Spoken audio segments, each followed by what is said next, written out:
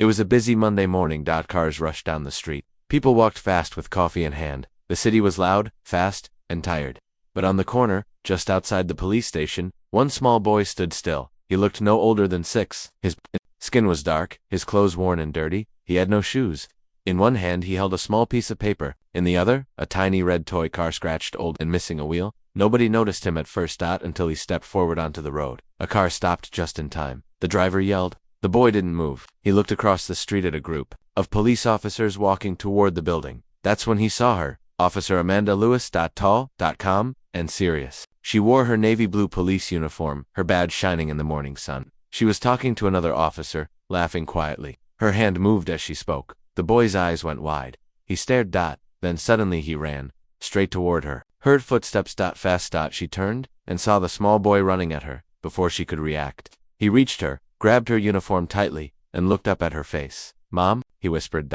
Everything stopped. People around froze. The other officers stared. Amanda blinked. What did you say? The boy didn't move. His lips trembled. His eyes filled with tears. Mom, he said again, softer this time. Amanda felt her heart skip. She looked down at the child. His small hands held her sleeve tightly. His body was shaking. She knelt slowly. Sweetheart, do you know me? The boy nodded. You sing songs, he said, and you wear blue. Amanda looked around. Everyone was staring. One officer whispered, Is that your kid? Amanda shook her head. No, I don't have a child. But something inside her felt different. She gently touched the boy's hand. What's your name? I don't know, he said softly. Where are your parents? I don't have any. Amanda took a deep breath. She stood up, lifting the boy carefully in her arms. Come with me. She walked him into the police station, heart pounding. She had seen lost kids before. She had helped many, but this boy, he felt different. He felt familiar. Inside, she placed the boy on a bench near her desk. Can you tell me anything, sweetie? Anything at all? He nodded. I had a mama, but she disappeared. I saw fire. Then I was with people I didn't know. Amanda's hands trembled. What kind of fire? The building. It was loud. The lights went out. I was small. He pulled out the piece of paper he had in his pocket. Amanda opened it slowly. It was a drawing to stick figures. One big, wearing a blue uniform, the other small with curly hair. Underneath, in large letters, Me and Mom. Amanda stared at it. Something in her chest hurt. Later that afternoon, she sat in the station's back room, watching the boy sleep on the couch. A soft blanket covered him. He had eaten 2 sandwiches and drank 3 cups of water before falling asleep. She watched his small chest rise and fall. She didn't know why, but she felt tears in her eyes. Something was happening, something she couldn't explain. She looked through the missing children's files. Nothing. No match, no reports. No. One had reported him missing. That wasn't normal. Amanda called Child Protective Services. We have a little boy, maybe 6. No ID. Says he doesn't know his name. Calls me Mom. We'll send someone. The woman on the phone replied, but Amanda didn't want to let go. Not yet. That night, Amanda took him home, just for the night. Just to keep him safe. He followed her into her small apartment. Quiet and curious, he touched everything gently, the couch, the lamp, the books. She gave him a bath, found an old shirt that fit, and made him warm soup. You like stories? She asked. He nodded. Can you read me one? Amanda smiled. She opened a children's book and began to read. Halfway through, she realized something. He was humming, a small song, a soft tune. Her heart stopped. She knew that song. She used to hum it too. 6 years ago. To her baby, the one she lost in the hospital fire. She sat frozen. He looked up. You okay? He asked. Yes, she whispered. I just haven't heard that song in a long time. My mama used to sing it, he said, laying his head on her arm. But Amanda couldn't sleep that night. She kept walking back to his room, watching him, listening to him breathe. He looked so peaceful, so safe, so right. She opened her old photo album. Inside was one photo of her holding a tiny baby, wrapped in blue. The baby she lost, the baby they said didn't survive the fire. His name had been Jaden. She looked at the sleeping boy again. Jaden, she whispered. Could it be? No, it wasn't possible, was it? Amanda didn't sleep that night. She sat in the hallway outside the boy's room, back against the wall, knees pulled to her chest. The sound of his soft breathing through the open door was the only thing keeping her calm. In her hands was the old photo of her baby Jaden, her son. He had been only a few weeks old when the hospital caught fire. Amanda had been working night shifts back then, trying to balance her job, grief, and new motherhood. The hospital staff had said the fire was fast and chaotic, too. Fast, they said they couldn't save him, but no body was ever recovered. Only silence. Only paperwork. Only pain. And now this little boy had appeared, calling her mom. The next morning, Amanda made pancakes. The boy ate quietly, smiling between bites. Did you sleep okay? She asked. Yes. I like your home. It smells like warm. Amanda smiled softly. Do you remember anything else? Your name? Maybe. He shook his head. I try. But the pictures in my head are broken. Sometimes I see fire. Sometimes I hear singing. He looked down. And sometimes I see you. Later, Amanda took him back to the police station. Sat with her friend, Officer Tanya, in front of a computer. Run facial recognition on him, Amanda said. Let's check missing child reports. Maybe someone is looking for him. Tanya looked surprised. Where'd you find this kid? Outside the station? He called me Mom. Tanya raised her eyebrows. Wow, that's something. They uploaded his photo and ran the system. Dozens of images flashed by on the screen. Amber alerts. Old cases. Open files. Then the screen stopped. No matches found. Amanda frowned. Try the national database. Another search. Another pause. Still nothing. That didn't make sense. Every child had a record somewhere. Birth, certificate. Doctor visit. Even if he had been abandoned, there would be a report. Try hospital admissions, Amanda said. Tanya shook her head. Amanda, nothing's coming up. It's like he doesn't exist. Amanda's hands began to shake. The boy sat beside her, holding her hand. You okay? He asked quietly. Looked at him. His eyes. That same warm brown, that same quiet sadness. The same as her baby's. That evening, Amanda visited the local Child Protective Services office. A tired woman behind the desk greeted her. Name of the child? He doesn't have one, Amanda replied. Or, he doesn't know it. Approximate age, 6. Race, African American. Abuse or abandonment? Unclear. Possibly lost. Possibly something worse. The woman typed into her system. She clicked, typed, searched, then frowned. There's nothing. No active case, no reports, no birth certificate in this area with matching age and race. Amanda leaned forward. Are you saying this child doesn't legally exist? I'm saying he's invisible on paper. Amanda walked out of the office with the boy beside her. The sun was setting again. He held her hand as they walked to her car. Are you mad? He asked. No, Amanda whispered. I'm just confused. I can go away if you want. She stopped walking. Kneeling beside him, she looked him in the eye. Never say that. You're not going anywhere. He looked down. Sometimes people say I don't belong. That I'm nobody. She felt her heart break. You belong. You are somebody. And I'm going to find out who. That night, she couldn't let it go. She opened her personal laptop and searched hospitals, old fire reports, and news articles from 6 years ago. Then she found it. An article from the day after the hospital fire. Infant lost in overnight blaze. Police officer's child believed to have perished. She scrolled down.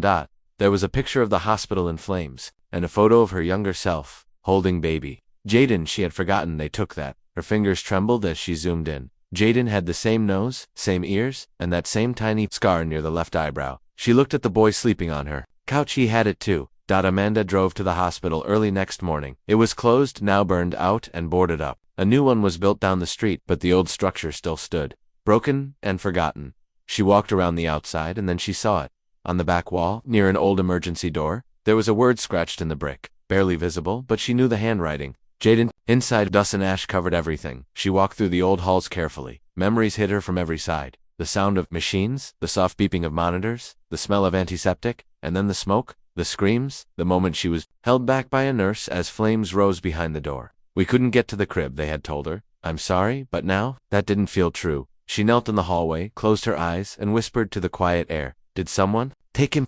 The sun was just beginning to rise over the city skyline when Amanda opened her eyes. She hadn't slept well again. Her mind kept spinning, looping over the same thoughts. Who is this boy? Why does he feel so familiar? Why can't anyone find a single record of him? She rolled out of bed and walked into the living room. He was already awake, curled up on the couch in a blanket. His eyes were half open, staring at the soft light slipping through the curtains. He was humming again, a quiet, gentle tune, one Amanda hadn't heard in 6 years. Her heart skipped. That song? Where did you learn it? She asked the boy. Looked up at her, still humming. I don't know. I just always knew it. It makes me feel safe. Amanda sat down slowly. Her hands were shaking again. That lullaby wasn't just any tune, it was the same one she had made up when Jaden was a newborn. She used to sing it when she rocked him to sleep. It was never recorded, never written down. It had been only hers and Jaden's, and now this boy, this stranger, was humming it perfectly. Amanda stood up quickly and went to her closet. She reached up and pulled down a small wooden box, old and dusty. Inside were Jaden's baby clothes, hospital bracelet,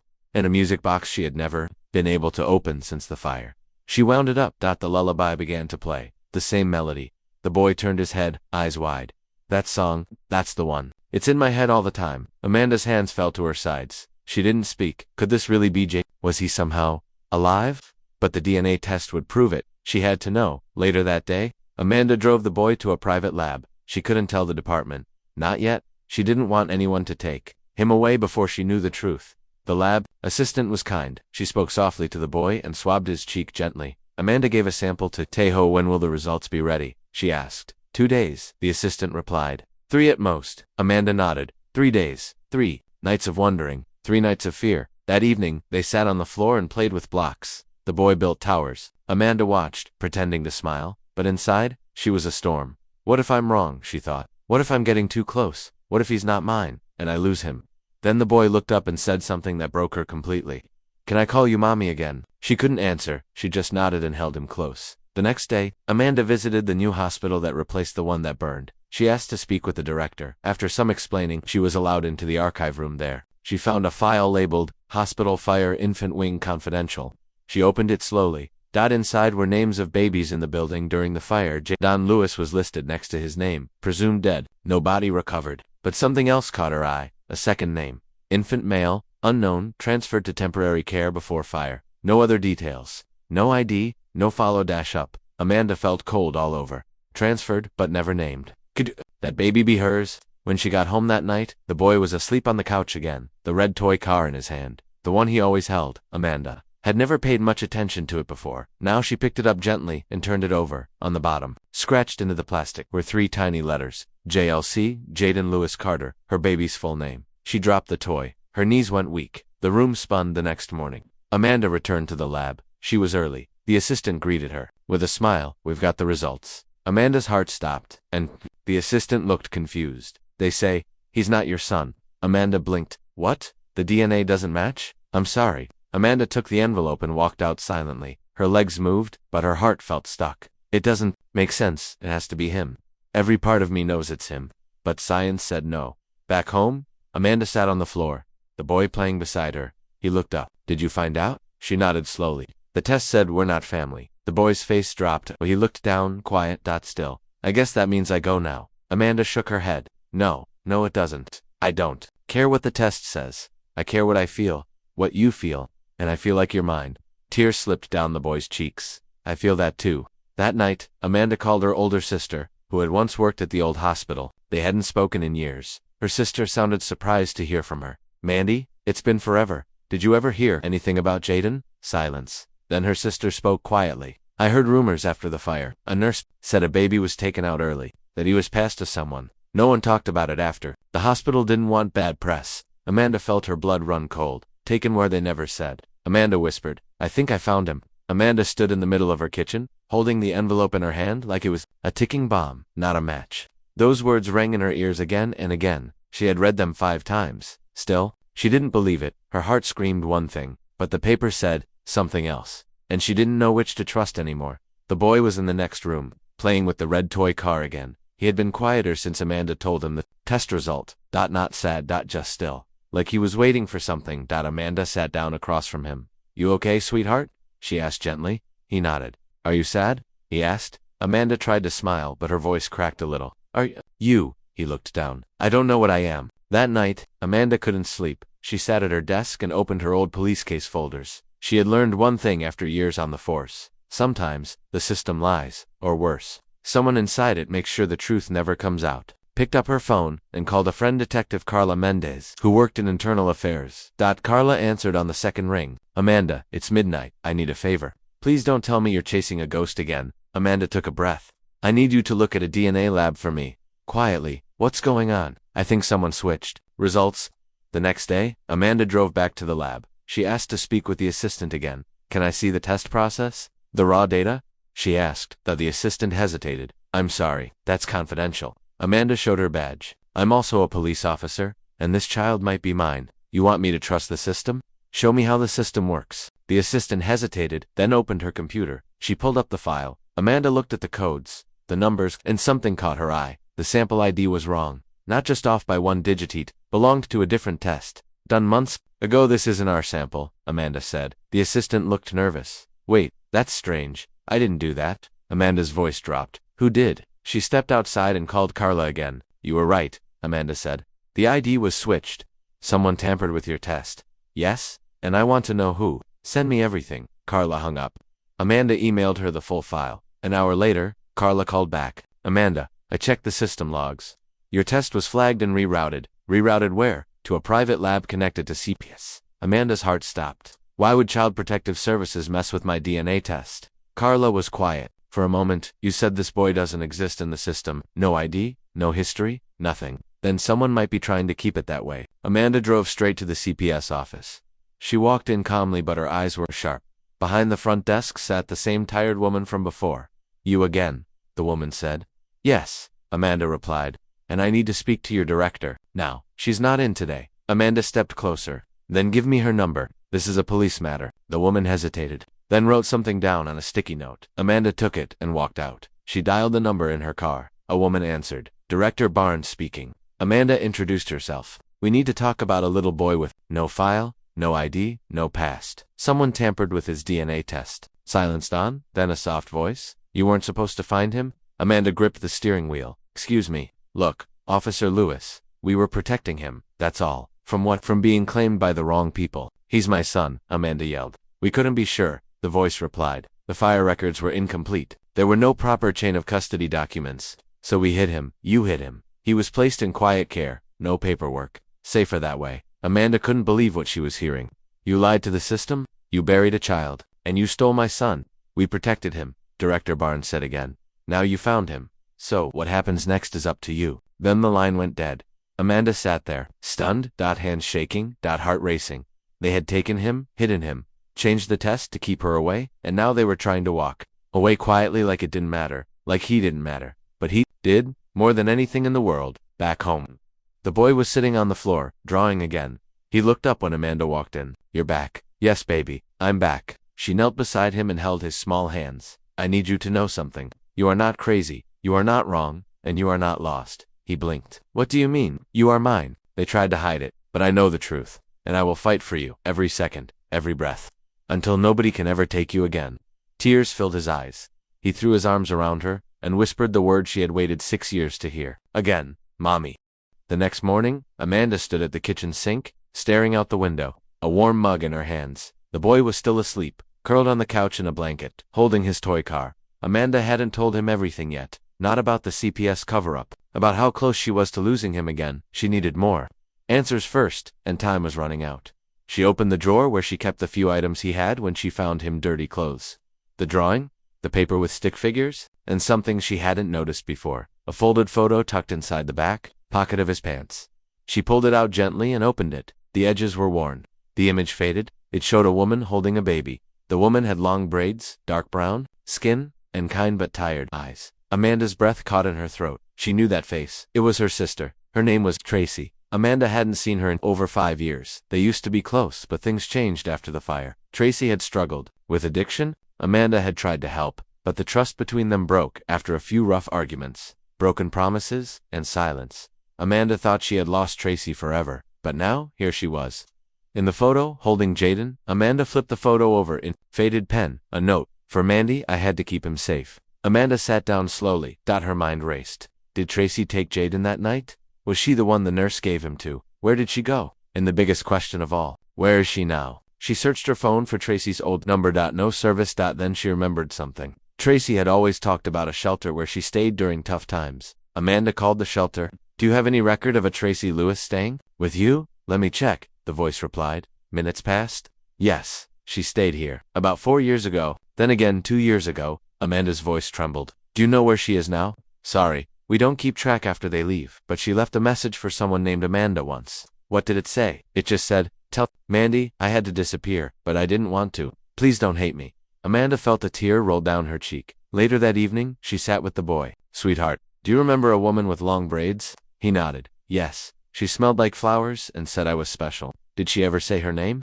No. But she sang me songs and called me my baby bug? Amanda froze. That was Tracy's nickname for Jaden when he was a baby? Do you remember where you lived with her? He closed his eyes. A small place, with green walls, and a broken fan. Amanda reached into a folder of old records and pulled out a photo of her and Tracy from years ago. Is this her? The boy smiled. Yes, that's the flower lady. Amanda's heart raced. It was all coming together now. Tracy had taken Jaden from the hospital. She had raised him in hiding. She had disappeared to protect him. But something had happened. Something that separated them. Amanda looked the boy in the eyes. That woman in the photo is my sister, your aunt. And if she was taking care of you, that means you're my son. He stared at her. Really? Yes, she said softly. I always believed it. But now I know. But why did she leave me? Amanda swallowed hard. I don't know. But I promise I'll find out. The next day, Amanda went back to the shelter with the photo. She showed it to one of the staff members. Do you remember her? The woman nodded. Yes. Quiet. Protective. Always kept the boy close. She didn't trust anyone. Amanda took a deep breath. Do you know where she might be now? The woman hesitated, then pointed across the street. There's a community center. She used to visit there. Ask for Rosa. Amanda went straight there. The building was small, with peeling paint but warm energy. Inside, she found Rosa, a tall, older woman with kind eyes and silver hair. Amanda introduced herself and showed the photo. Rosa studied it, then nodded. Tracy came here for food and clothes. Once, she asked me about adoption papers. Did she say why? She said she couldn't keep running. She wanted the boy to have a real life. She was tired, afraid. Do you know where she went? Rosa thought for a moment. She mentioned Arizona, said she had family there, but she left quickly, like someone was chasing her. Amanda frowned. Who would chase her? Rosa looked serious. I think someone found out she had the boy, and they didn't want him found. Amanda drove home in silence. So many pieces were finally making sense. Her sister hadn't kidnapped Jaden, she had saved him. But then someone tried to take him away. A private agency? Someone who profited from hiding lost children? The thought made Amanda sick. Back at home, the boy ran up to her. Did you find her? Amanda knelt down. Not yet, but I will. He hugged her tightly. Do you think she still loves me? Amanda closed her eyes and held him tighter. I know she does. That night, Amanda stared at the photo again. Her sister's face looked tired, but loving. The way she held Jaden, the way she smiled at the camera, it wasn't fake. It was real. Love had kept her going. Love had saved Jaden, and now Amanda would do the same. Amanda had spent 6 years living with one belief, that her son Jaden had died in a fire. That belief shaped her pain. It controlled her nights, her thoughts, and her dreams. But now she knew it wasn't true. Jaden was alive, and someone had worked very hard to hide him. But who and why? Amanda sat at her desk late at night. Papers, files, and photos were spread across the table. Some were from old police reports. Others were news articles from the week of the fire. Her eyes stopped on one article from the local newspaper. Fire at Rose Hill Memorial leaves for dead. 3 missing. There was a photo of the hospital covered in smoke. Behind the smoke, in the crowd, a small face stood out. A nurse, holding a bundle. Amanda zoomed in. The bundle was a baby. Her hands began to shake. She had never noticed that before. She looked for the nurse's name. Nothing in the article. She went through old staff records from Rose Hill Hospital. Using an old contact from the fire department. It took hours. But finally, she found a name that matched the face in the photo. Leah Dorsey. Infant care unit. Amanda wrote it down, then picked up the phone. Leah was retired now. She lived in a small house on the edge of the city. Amanda drove there the next morning, nervous but determined. She knocked on the door. After a minute, an elderly woman opened it. Her eyes were tired but gentle. Can I help you? Amanda held out the photo. Are you Leah Dorsey? The woman's face went pale. Who's asking? My name is Amanda Lewis, I think. I think you carried my baby out of a fire. Leah looked at the photo for a long time, then stepped aside. Come in. They sat at a kitchen table. Amanda placed Jaden's photo on the table. This was my son. I thought he died. But now I believe you saved him. Leah sighed. Her hands trembled. Slightly, yes. I remember. The night of the fire. Everything was smoke and screaming. I heard a baby crying in room 203. I went in. He was the only one left. Why didn't you turn him in? Why wasn't I told? Leah looked down. I carried him out, but someone stopped me. Who? A woman in a gray coat. She had a badge, but it wasn't police. She said the baby would be placed into private care, that the mother was unfit. She told me to hand him over and forget. Amanda's voice cracked. I never got a chance to fight for him. Leah's eyes watered. I didn't want to give him away, but I was scared. They threatened to ruin my license. They said I'd be arrested if I spoke. Who were they? I don't know, but it wasn't just CPS. It felt darker, bigger. Amanda left Leah's house with a heavy heart. She now had proof someone took her son after the fire and erased him from the system. And whoever did it had power, too much power. Back home, the boy was watching cartoons, still in pajamas, eating cereal. He looked up when she walked in. You okay? He asked. Amanda nodded. I found someone who saved you once. The flower lady, he guessed. Amanda smiled. No, someone else. A nurse. But she handed you to the wrong people. He looked down. They made me sleep in a lot of places. Some were cold. I'm sorry, Amanda whispered. You should have never gone through that. He crawled into her lap and held her tight. But I'm here now with you. Yes, Amanda said, and no one will take you again.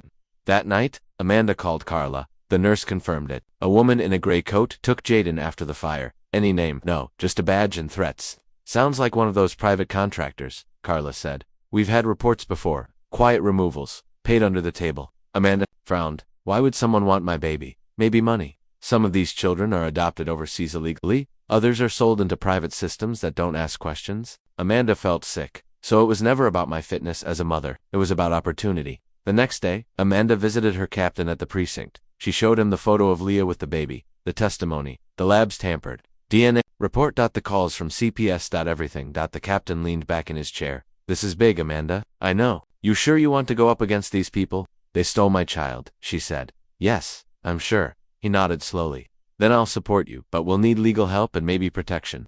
Amanda's jaw tightened. Bring it. That night, Amanda sat down with Jaden and showed him the family photo album. One picture after another, her, as a child, then as a police officer, and finally holding a newborn baby in the hospital. Jaden pointed. That's me. Yes, Amanda said softly. That's you. And this is your story, not what they told you, not what they tried to erase. He leaned into her side.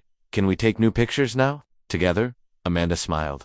Every day. But, deep down, Amanda knew it wasn't over. Someone out there still didn't want this truth to come out, and now that she was getting close, they might strike again. The house was quiet. Outside, the wind blew gently through the trees. Inside, Amanda sat on the couch, her arms wrapped around Jaden, who had finally fallen asleep. It had been a long, heavy day. Finding the nurse, learning the truth, connecting, the final dots, the fire, the lie, the stolen child. Jaden was hers without question now, and she had enough to prove it. But proving the truth didn't mean justice would be easy. Powerful people had buried this for a reason, and Amanda had just started digging. Around 1:13 a.m., Amanda opened her eyes. She wasn't sure what had woken her. She listened carefully. The soft hum of the refrigerator, the tick of the wall clock. Then a knock. Slow. Firm. 3 times. Amanda sat up. Another knock. She stood quickly and peeked through the window beside the door. A black SUV was parked on the street. The headlights were off. A man stood on the porch, wearing a dark coat and holding something in his hands. She didn't open the door. Who are you? She called through the glass. The man didn't answer right away. Then he looked up slowly. Miss Lewis, he said, his voice calm but cold. We need to talk about what? About the boy.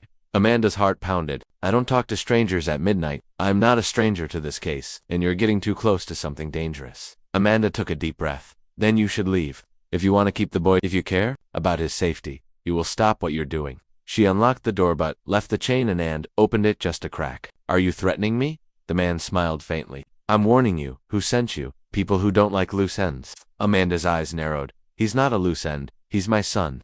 That's not what the paperwork says. You mean the fake paperwork? The tampered DNA test? The erased files? Call it whatever you like, but you've made this harder than it had to be. Amanda gripped the door. I don't care how hard it gets. I'm not stopping then, maybe. The boy goes missing again. Amanda slammed the door shut and locked it tight. Her hands were shaking. She backed away slowly, heart racing. Whoever that man was, he wasn't bluffing. She rushed to the couch and scooped Jaden up in her arms. He stirred. Mommy, it's okay. I've got you. She took him to her bedroom, locked the door, and sat on the floor with him in her lap. All night, she didn't sleep. Her ears stayed alert. Every sound made her heart jump, but no one came back. Next morning, she called Carla. Someone came to my house. What? Who? I don't know his name, but he knew everything. He told me to stop digging, or Jaden might disappear again. Carla cursed under her breath. You need protection. I'll send 2 officers to your place today. Stay inside. And Lisa and I just found something you need to see. What? An old CPS document, hidden in sealed files. I had to pull a favor to get it. It mentions Jaden by name. And a code, Project Haven. Amanda froze. What is Project Haven? No clue yet? But it's big, and whatever it is, they're still funding it. Later that afternoon, Carla came over and handed Amanda the document. It was thin, just 1 page, but the words hit like bricks. Subject: Infant JLC transferred to Haven House. Status: non-traceable placement, not to be recorded. Parental notice permanently denied. At the bottom was a signature. Not from CPS, not from the hospital. From a private security company called Matra Group. Amanda had never heard of it. She searched online. Almost nothing came up. No address, no history. Just a small line on one government contract. Child extraction and placement consulting. They took him, Amanda whispered. They took my baby and erased him. And now they're scared. You found him, Carla added. They're watching. Maybe listening. That night, Amanda packed a bag. Clothes. Snacks. Jaden's single quotes S toy. Kara, a photo of Tracy, a photo of herself with Jaden as a baby, and a small notebook with everything she'd learned. She texted Carla, we need to disappear. Just for a few days. Until we know what's next. Carla replied instantly, go, I'll cover you. Amanda woke Jaden gently. Sweetheart, we're going on a little trip. He blinked. Where? Somewhere safe. Is it because of the scary man? Amanda hesitated. Yes, but don't worry. Mommy's got you, he nodded, trusting her completely. Can I bring my toy? Of course. He held it tightly and followed her out the door. They drove into the night, leaving the city, leaving the danger, but not the fight. Never the fight. They reached a cabin 2 hours away. Hidden deep in the woods, a friend of Carla's owned it, but rarely used it. Amanda locked every door, closed every curtain, then sat on the floor beside Jaden as he drew pictures on a blank notebook. He handed her one dot. It showed 3 people holding hands. Amanda, Jaden, and a woman with long braids and a flower in her hair. Is this Tracy? Amanda asked. He nodded. Do you think we'll ever find her? Amanda looked at him. I don't know, but I believe she's out there, and I believe she loves you. Jaden smiled. Then we'll find her, together. The cabin in the woods was quiet. Too quiet, and Amanda stood by the window, staring into the dark trees. Every sound made her heart jump. Jaden was asleep in the next room, holding his red toy car tightly to his chest. The same car with the initials JLC. Jaden Lewis Carter, Amanda whispered. They tried to erase you, but they failed. She turned to the small table where her files were spread. The report from Carla. The photo of Leah carrying Jaden. The fake DNA test. And the document with the words that changed everything. Project Haven, infant JLC status, not parental notice permanently denied. It all pointed to one name, Sumitra Group. That morning, Amanda got a call from Carla. I found him, Carla said. Who? The man behind Sumitra. His name is Douglas Reinhardt, former military private security, now runs child protection services for rich families. But Amanda, it's darker than that. How dark? He profits from stolen children, hides them, places them into private hands. People who pay, no questions asked. Some are adopted, others are never seen again.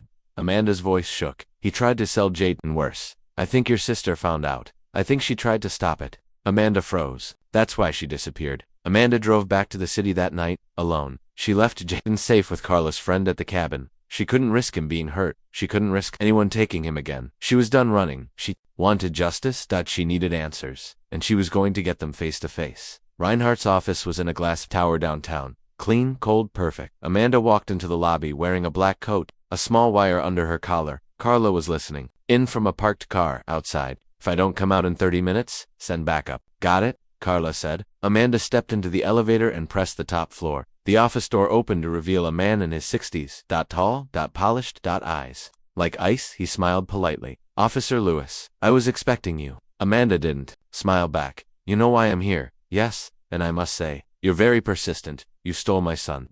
I didn't steal anyone. I simply redirected what the system had abandoned. Amanda's fists clenched. Jaden was never abandoned. He was forgotten. He was taken, Amanda snapped. And you faked a DNA test to cover it. Reinhardt sighed and sat down at his desk. Do you know how many children pass through systems like yours? Forgotten, lost, hurt. I give them better lives. By selling them, by saving them from mothers like broken grieving, and too blind to see what's best. Amanda stepped forward. You're not saving them, you're stealing them for profit. And yet, the boy is safe. With you, you should thank me. Amanda leaned in. You're going to prison. Reinhardt smiled slowly. You have no evidence. Amanda smiled back. Actually, I do. Carla was already walking into the building with 2 federal agents. Amanda had recorded the entire conversation. The fake paperwork, the hospital files, the nurse's testimony, the false DNA swap, and now, his confession. Minutes later, 2 officers entered the room. Douglas Reinhardt, you are under arrest for child trafficking, obstruction of justice, and conspiracy to falsify government records. Reinhardt stood, stunned. This is ridiculous. Amanda interrupted him. Tell it to the court. As the officers led him away, Reinhardt looked back once. You still lost something. Amanda stared at him. Not anymore. 2 days later, Amanda returned to the cabin in the woods. Jaden came running into her arms. You're back? Told you I would be. Is the bad man gone? Amanda nodded. He won't hurt anyone else ever again. Jaden held up a drawing. It was him, Amanda, and a woman with braids and flowers in her hair. Tracy, do you think she's still out there? Amanda knelt down. I hope so. I want her to know I'm okay. Then we'll find a way. But, night, Amanda posted a photo online of Jaden holding his red car. The caption was simple. To my sister Tracy, if you're alive. He's safe now. We both miss you. The photo spread fast. Strangers shared it. Officers, nurses, even people from shelters commented, but it was one private message that made Amanda's breath stop. Mandy, is that really him? Is he safe? I'm sorry I ran. I never meant to leave you, or him. I just couldn't fight them alone anymore. Amanda typed back with tears in her eyes. Tracy, come home. 1 week later, a woman with tired eyes and long braids stepped off a bus. She stood on the sidewalk, holding a small backpack, shaking. Amanda was waiting. She didn't say a word. She just opened her arms. Tracy dropped the bag and ran into her sister's hug. Inside the house, Jaden peeked from behind the couch. His eyes widened. Flower lady. Tracy knelt down, her hands covering her mouth. Tears streamed down her face. My baby bug. Jaden looked at Amanda. Amanda nodded. He ran into Tracy's arms. The three of them stayed there, in the middle of the living room, crying and laughing, all at once. Weeks passed. Reinhardt was sentenced, Symmetra Group was shut down. New laws were passed to stop secret adoptions and fake transfers. Amanda returned to the police. Forced but part-time. She wanted to spend more time at home with her son, and now, her sister. Every night. Jaden slept peacefully with his red toy car beside him. He never let it go. It wasn't just a toy. It was a piece of his past. And now, his story. The story of a boy lost in a fire, forgotten by the system, but never forgotten by the ones who loved him.